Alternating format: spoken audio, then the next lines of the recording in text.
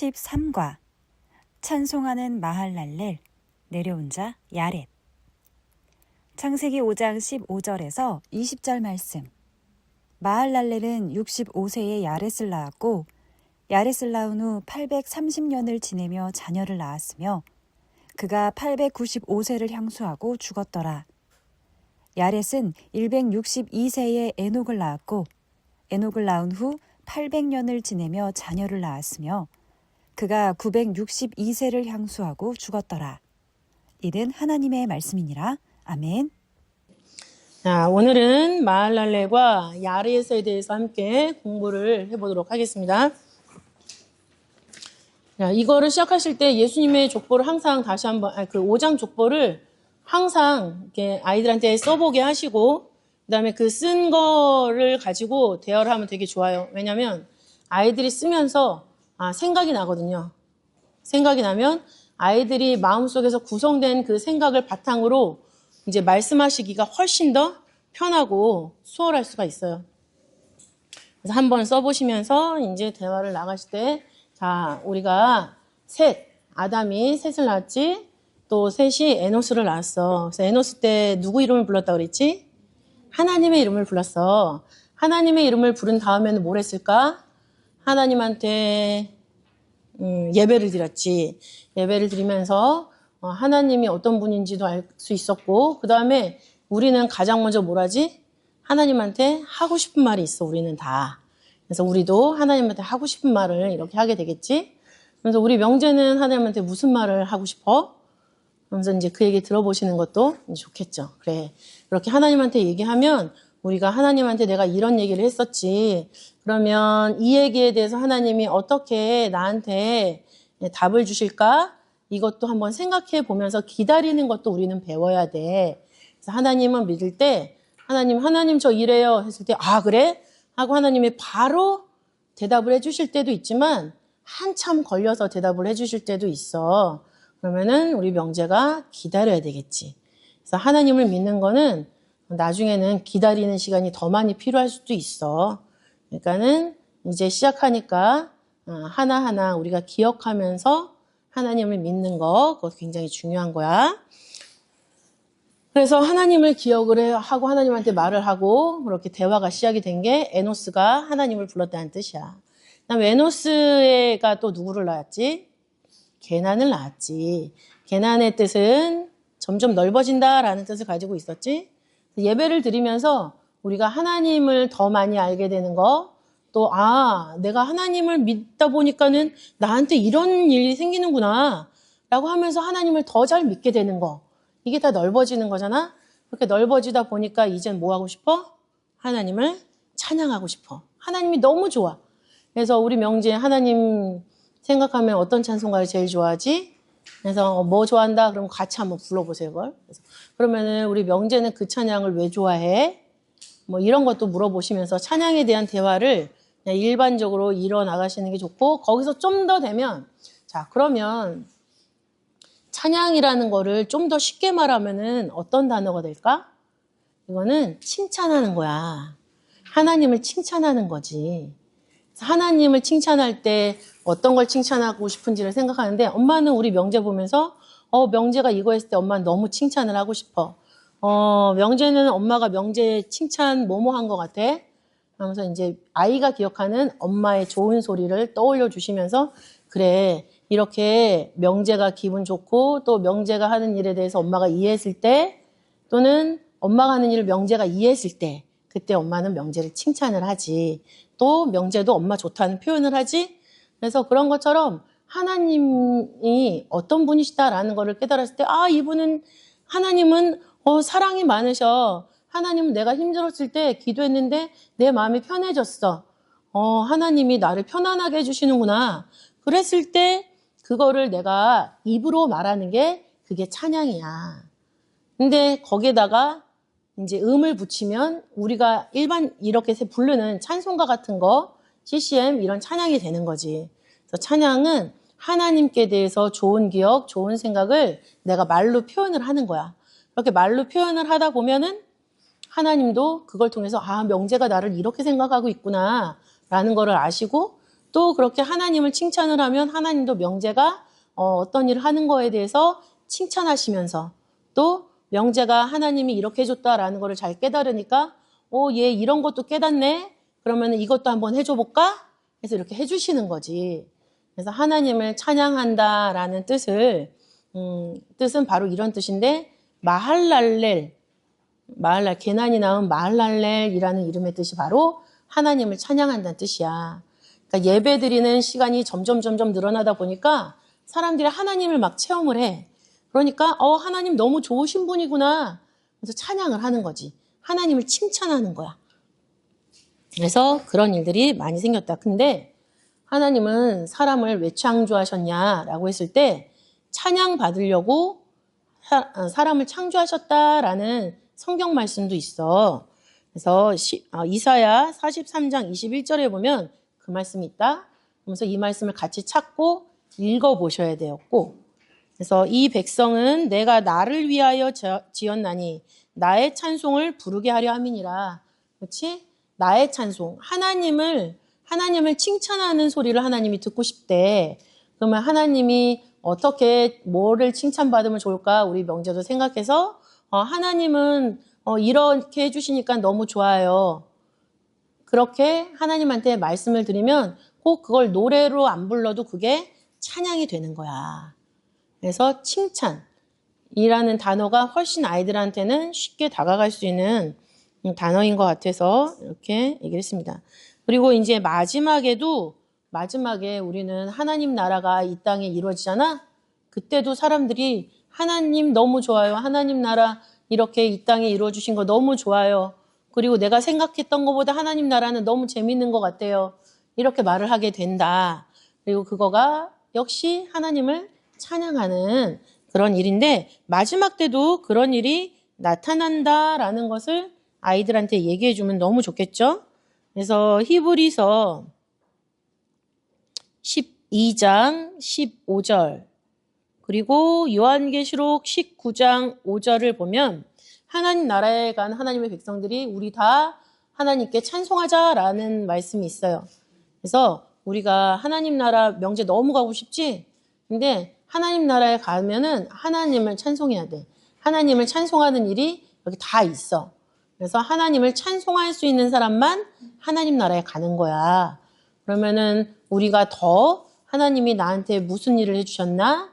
또 내가 하나님한테 예배 드리는 걸 통해서 내가 하나님을 어떻게 깨달았는지 잘 기억하고 있어야지. 그래야지 하나님을 칭찬하고 하나님을 찬양할 수가 있겠지.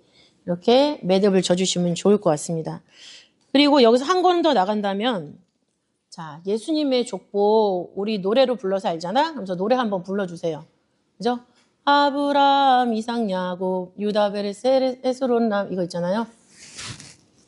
그 족보 그 노래를 쭉 부르면서 야 여기 보면은 이 이름 중에서도 찬송이라는 뜻을 가진 이름이 하나 있다?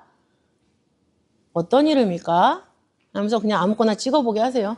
그러면서 그래 다 하나님을 찬송하는 사람들이라서 족보에 있는데 이 중에서도 특별히 하나님을 찬송한다라는 이름의 뜻을 가진 사람은 유다야. 유다.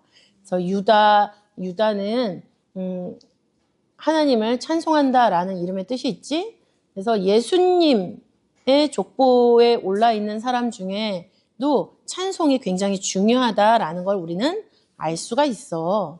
그러니까는 우리가 마지막에 예수님 만나려고 재림하시는 예수님, 다시 오시는 예수님 만나려고 살아갈 때 우리에게도 역시 하나님을 찬송하는 그런 모습이 나타나야 되겠지. 이렇게 해주시면 좋고요.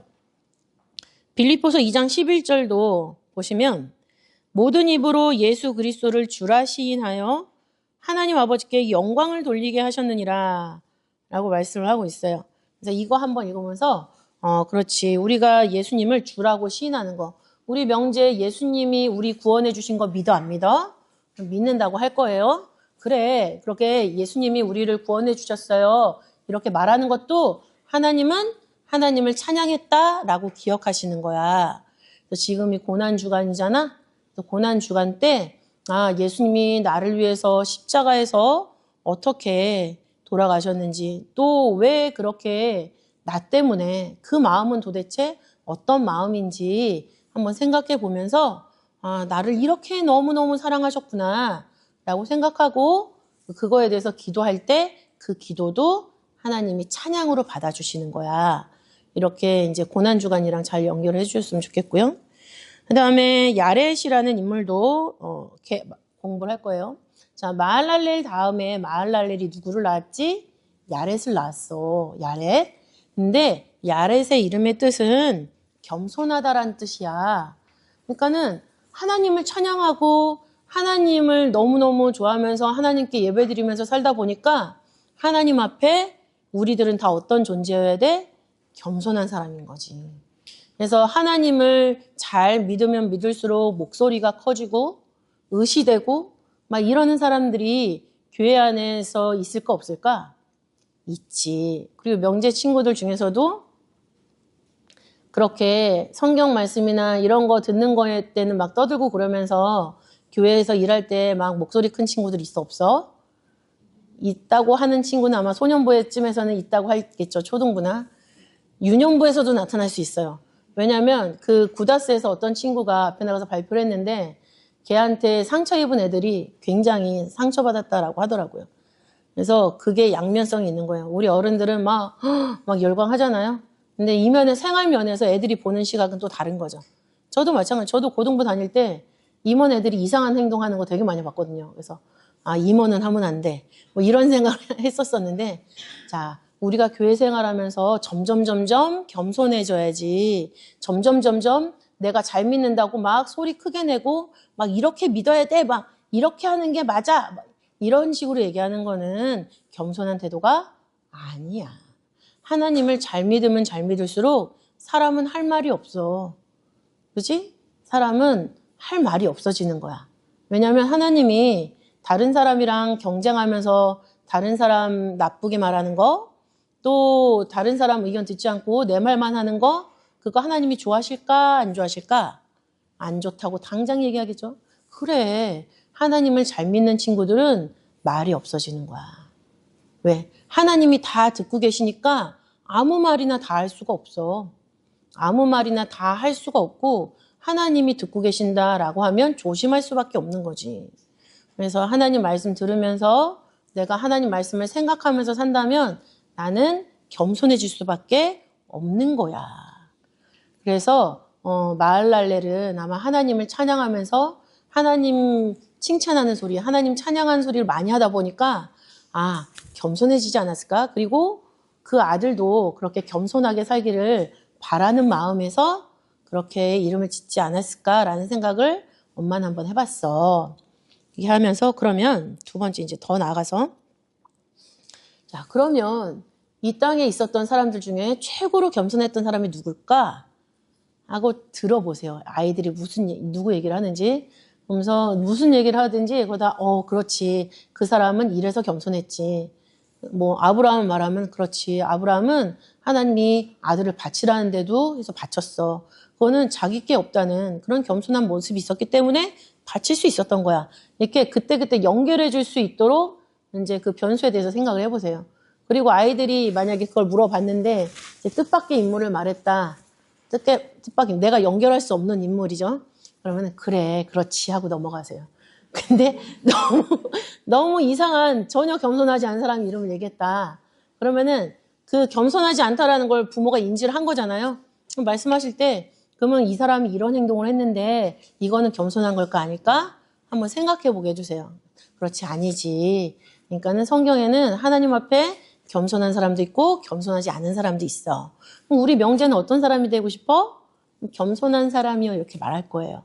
그렇지. 근데 이 땅에 와서 살았던 사람 중에서 최고로 겸손한 사람은 예수님이야.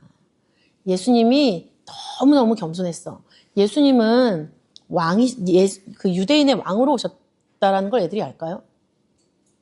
예수님은 하나님이시잖아. 뭐든지 다 할 수 있어.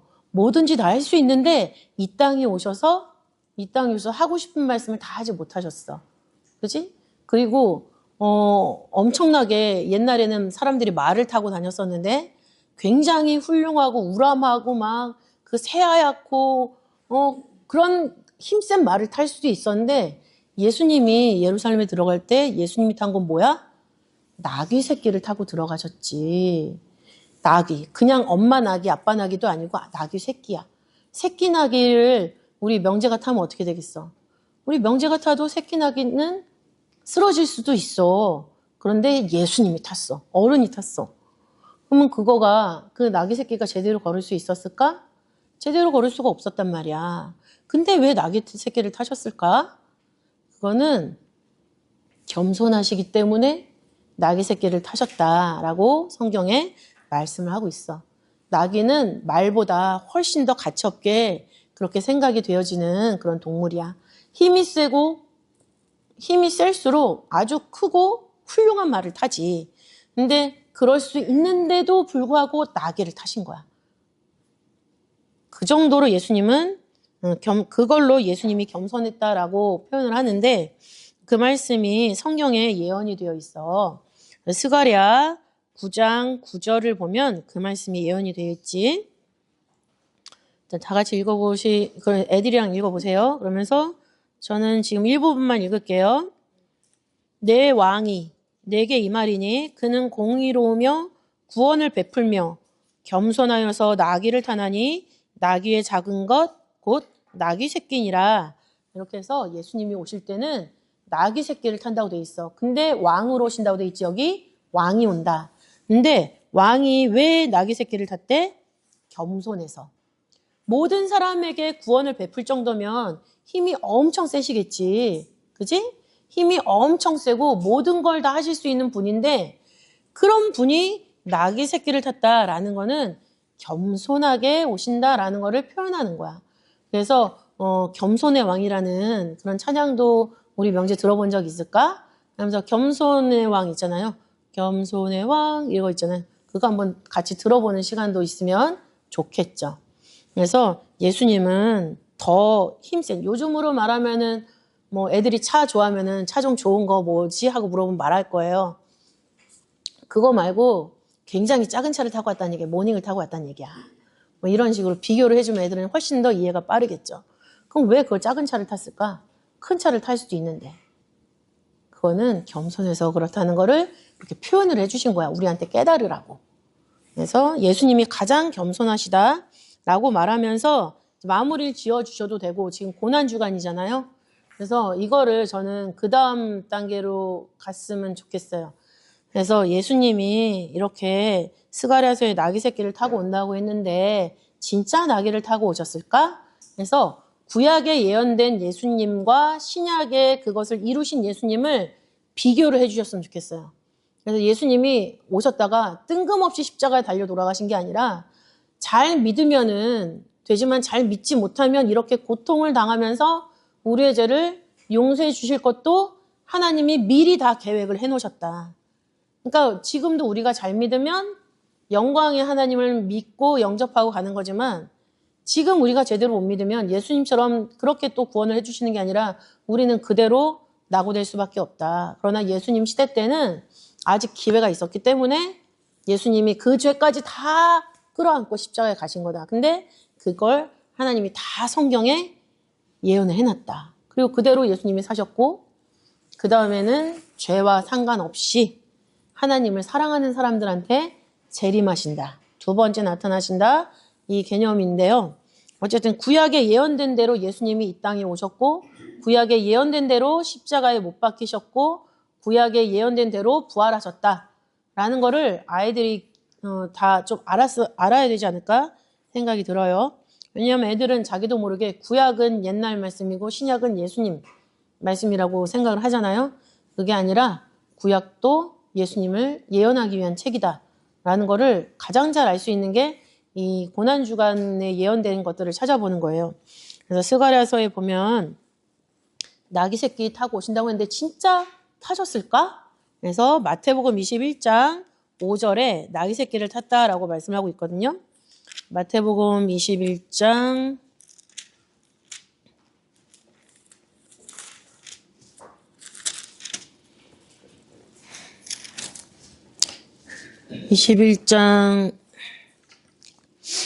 5절을 보면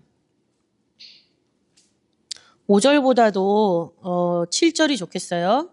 7절을 보면 나귀와 나귀 새끼를 끌고 와서 자기들의 겉옷을 그 위에 얹음에 예수께서 그 위에 타시니. 그래서 성경에 말씀한 대로 예수님이 나귀 새끼를 타셨다. 그래서 구약에서 말씀하신 대로 신약에서 이루어졌다라는 것을 강조해 주시고, 그러면 예수님이 예수님이 얼마에 팔리셨지? 은 30이라고 대답하는 아이들이 있거나 아니면 없으면 은 30에 팔리신 거야. 30. 제가 오기 전에 그걸 잠깐 찾아봤는데 그 은 한 세겔이 약 20만 원 정도래요. 요즘의 가치로. 20만 원 정도인데 그러면은 은 한 세겔이 20만 원? 그럼 30이면은 600만 원이죠? 예수님 600만 원에 팔린 거예요. 요즘 시세로. 처참한 일이죠. 누가 여러분들을 600만 원에 팔라고 그러면은 여러분 어떻겠어요? 죽여버리고 말죠. 상정을 안 하죠. 근데 예수님이 그렇게 은 30에 팔리신다는 것도 성경에 예언되어 있다 말씀하면서 스가랴 11장 12절을 같이 찾고 읽으시면 돼요. 스가랴 11장 12절을 한번 보실까요?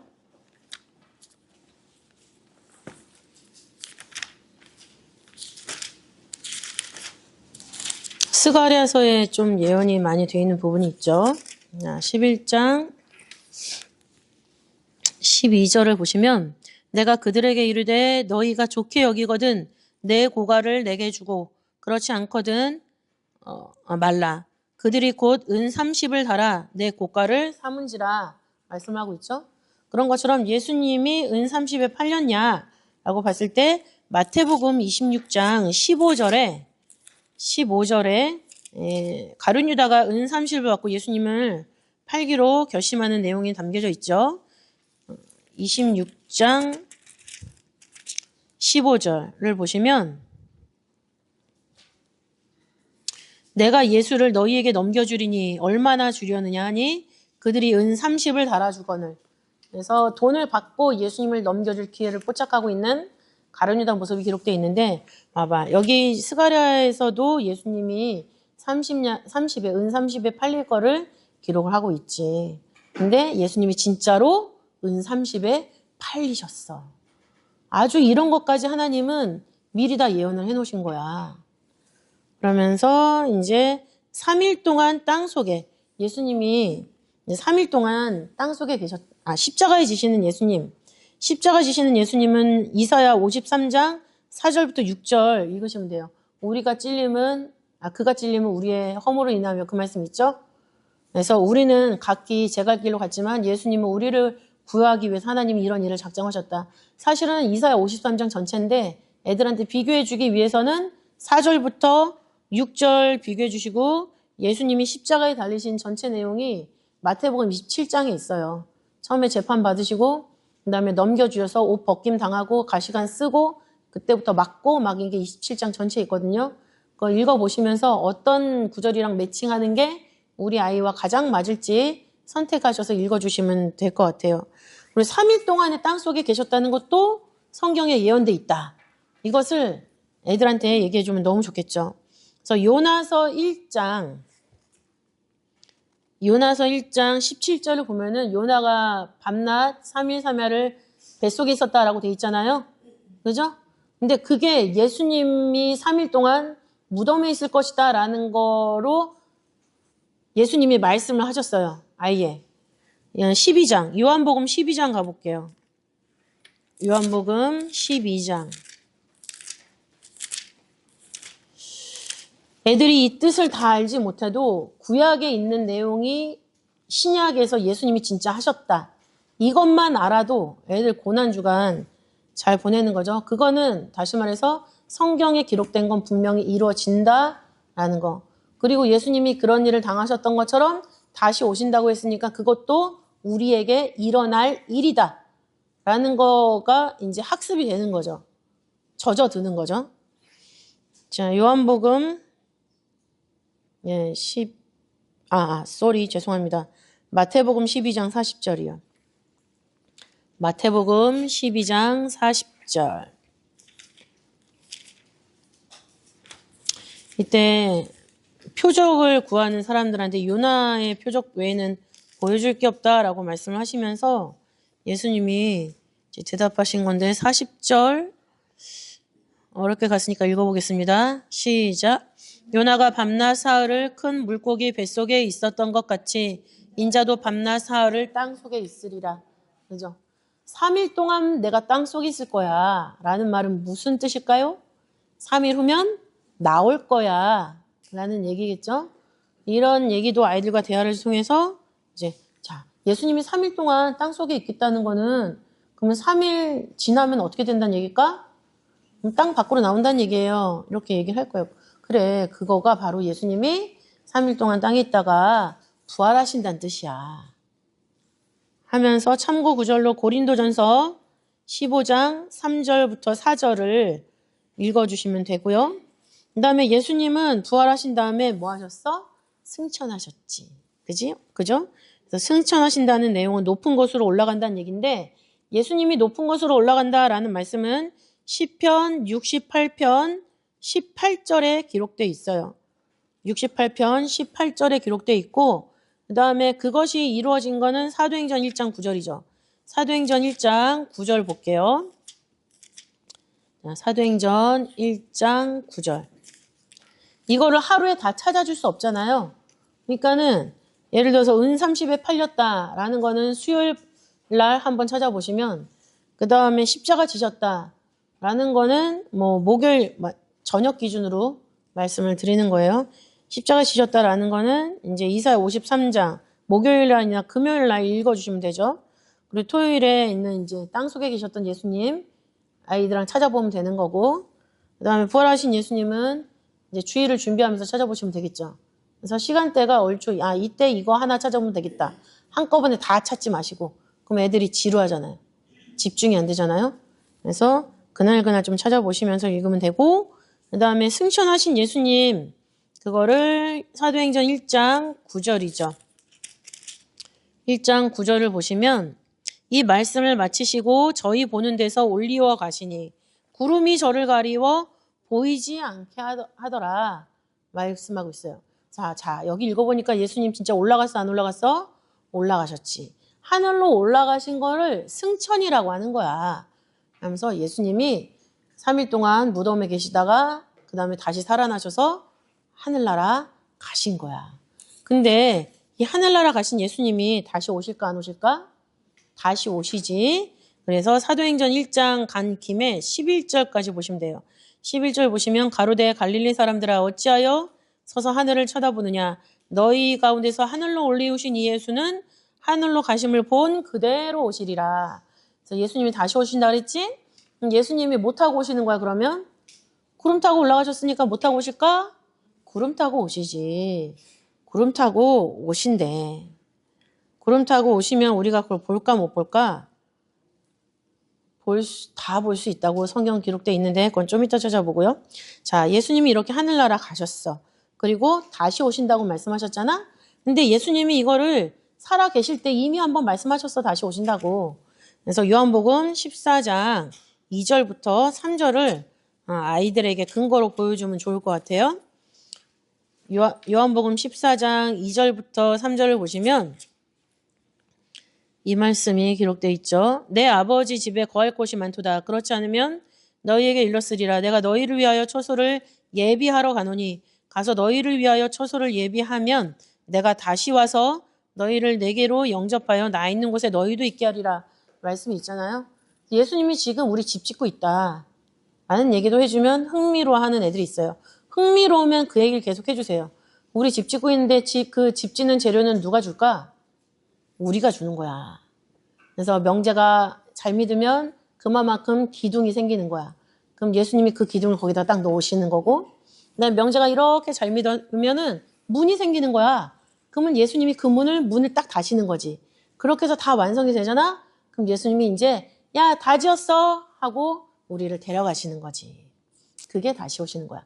그러면은 야, 얘들아 집 다 지었다라고 말했을 때 그 말을 들을 수 있는 사람은 누굴까?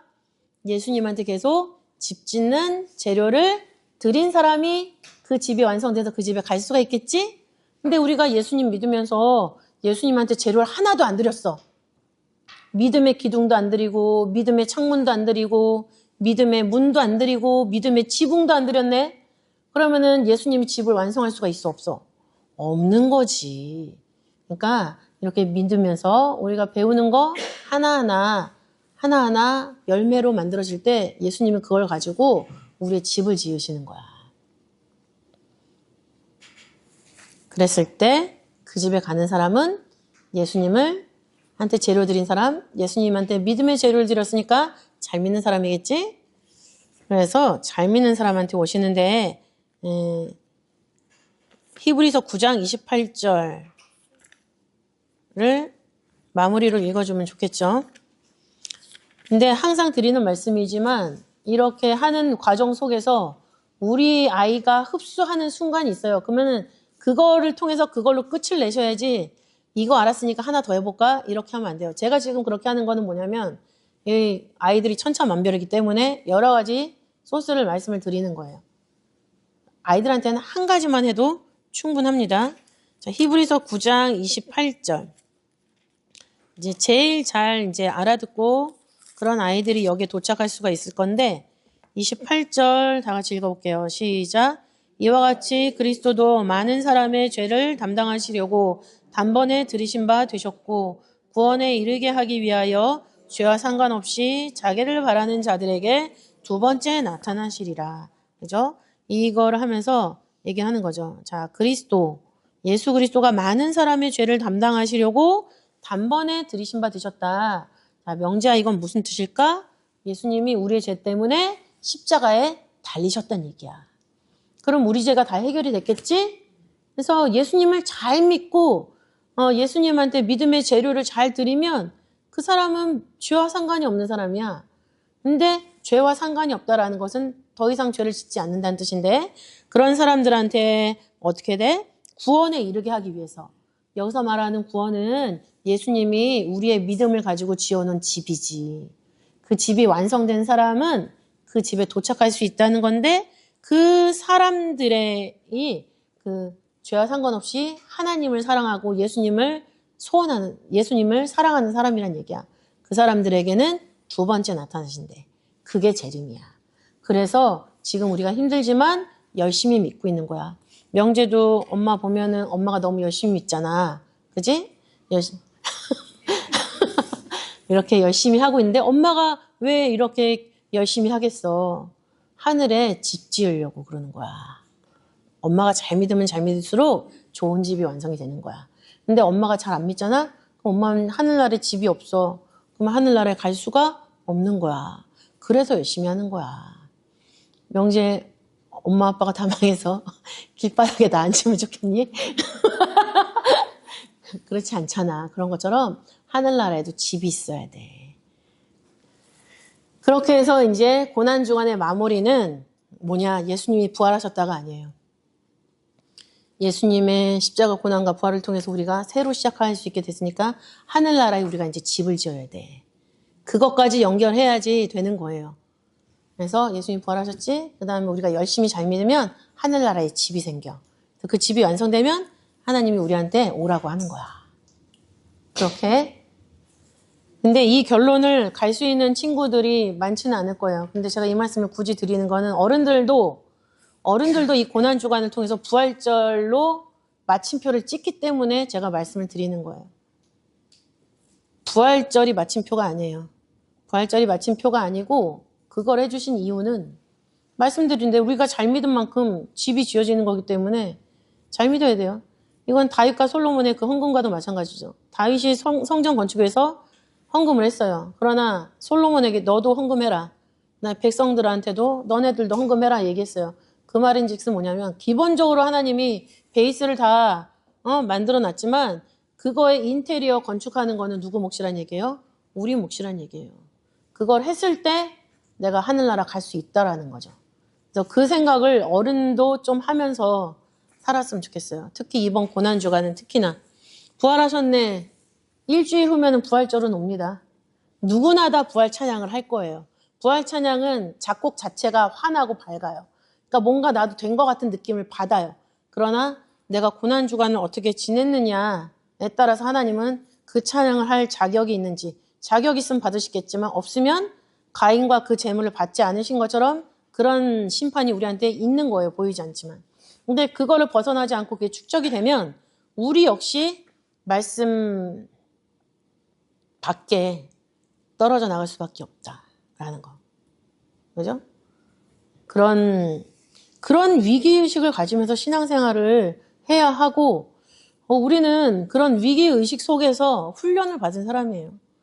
우리는 말씀의 텐션이 엄청 짱짱했던 사람들이에요. 그렇지 않습니까? 그래서 그렇게 좀 고난주간을 아이들과 함께 보냈으면 좋겠고, 진짜 이거 저랑 한 거는 여기 계신 분들이 보시면서 우리 아이한테는 이렇게 한번 해봐야겠다 해서 첫 번째 이렇게 한번 해보고 얘가 이런 반응이면 또 이렇게 한번 해보고 그 플랜을 가지고 아이들을 만나셔야 돼요. 플랜을 가지고 만나셔야지 그거 없이 그냥 만나시면은 아이들이 내가 물어봐도 엄마는 대답도 못해. 더 이상 엄마랑은 얘기할 필요가 없어. 이렇게 돼버려요. 그러니까 항상 계획을 철저하게. 저도 옛날에 수학과 했지만은 애들한테 수학 10문제 풀어주기 위해서 문제집을 서너 권을 풀고 갔었어요. 그래야지 퀄리티 있는 교육이 나와요. 그래야지 고액과외를 할 수가 있어요. 이런 농담과 진담을 넘나드는 것, 애들을 막 혼란스럽게 만들고 바짝 긴들게 만들고 이 뭐지 했는데 딱 엄마가 확 찔러줄 때 이거구나, 이게 되는 거거든요. 그게 신뢰예요. 굉장히 고급 스킬이지만 연구를 많이 하시라는 얘기죠. 자, 기도하고 주기도 봉헌하겠습니다. 사랑이 많으신 아버지 하나님 감사드립니다. 저희들 마할랄렐과 야렛을 통해서 우리의 찬양의 대상이신 하나님, 또한 아버지 앞에 찬양하고 예배드리면서 겸손해질 수밖에 없는 것이 우리들 믿음의 참 모습이라는 것을 다시 한번 깨닫게 하시느라 감사드립니다. 아버지, 이 땅에 오셔서 우리를 대신해서 우리를 위해서 아버지 십자가에 돌아가신 예수님을 생각하면서 저희들 지내야 하는 그런 고난주간이 왔습니다. 하나님을 찬양하는 입술에서 하나님을 저주하는 소리가 나오지 않도록 아버지 배신의 모습을 저희들 모습에서 제거하여 주시옵소서. 하나님을 찬양하는 저희들의 모습이 아버지 그 나라 갈 때까지 계속될 수 있도록 붙잡아 주시고, 항상 겸손한 모습으로 하나님께 인정받기를 소원하면서 하나님을 간절히 바라고 원하면서 아버지 저희들의 모든 삶을 살아나갈 수 있도록 인도하여 주시옵소서. 그렇게 삶에서 신앙을 실천하는 저희들의 모습이 우리 아이들에게 아버지 보여지는 살아있는 교과서가 되는 줄 믿사오니, 아버지 저희들 입술로 백날 첫날 가르치는 것보다 저희들의 행동으로 아버지 각인시켜 줄 수 있는 능력을 아버지께서 우리들에게 허락하여 주시옵소서. 그래서 우리 모두가 하늘나라에 지어지고 있는 우리 집에 입성할 수 있도록 인도하시고, 아버지 정말 그러한 모습이 우리 자녀들에게도 나타나서 아버지 이 땅에서 이루어져야 하는 하나님의 뜻이 남김없이 완성이 되는 그 역사를 저희들 살아서 목격할 수 있도록 인도하여 주시옵소서. 주신 말씀에 감사하여 봉헌합니다. 저희들의 봉헌을 이 하나님을 기쁘시게 하는 믿음의 봉헌이 되게 하시고, 이로 말미암아 아버지 어린이 선교회가 윤택해지고 또 우리 모든 가정의 삶이 윤택해지는 역사로 아버지께서 허락하시고 인도하여 주시옵소서. 감사드리오며 사랑이 많으신 예수님 이름으로 감사 기도 올리옵나이다. 아멘.